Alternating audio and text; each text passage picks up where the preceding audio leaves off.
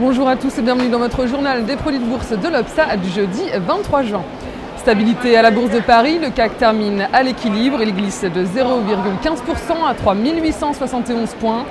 Peu d'initiatives sur le marché parisien avec la perspective du vote de confiance du gouvernement grec. Les investisseurs ont préféré temporiser aussi avant la réunion de la Fed qui annonçait hier la décision de son conseil politique monétaire.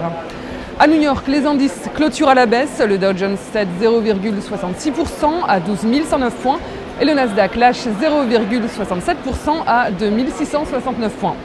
Les investisseurs ont choisi la prudence au terme d'une journée marquée par la réunion de la Fed. Côté valeur, l'entreprise de transport express FedEx a publié hier des bénéfices solides au quatrième trimestre de son exercice et le titre bondit de 2,37%. Apple prend 0,34% alors que le groupe envisage de lancer une nouvelle version de l'iPhone au mois de septembre. Sur le marché des changes, la devise européenne continue de progresser face au billet vert pour s'établir à 1,4426 $. La baisse du dollar influe sur le cours du baril de pétrole qui prend 48 cents à 94,65 $.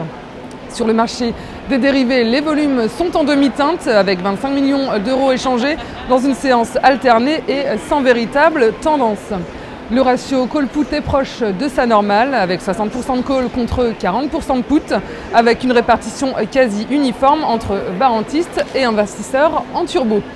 En termes de type de produit, ceux à levier représentent plus de 70% des échanges avec un léger avantage au turbo, alors que les benchmarks 100% restent dans la norme à 15%.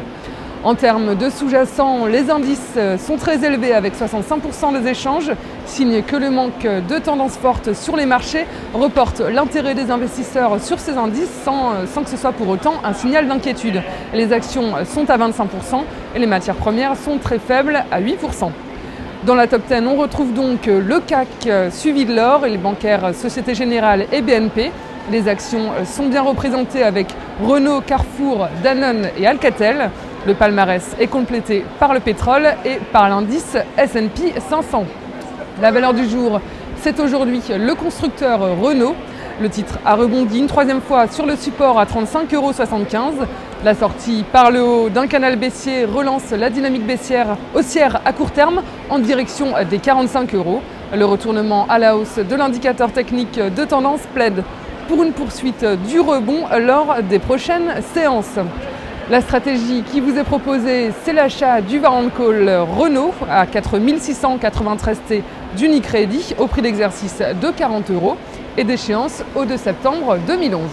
Voilà, c'est tout pour aujourd'hui. Bonne journée et à demain.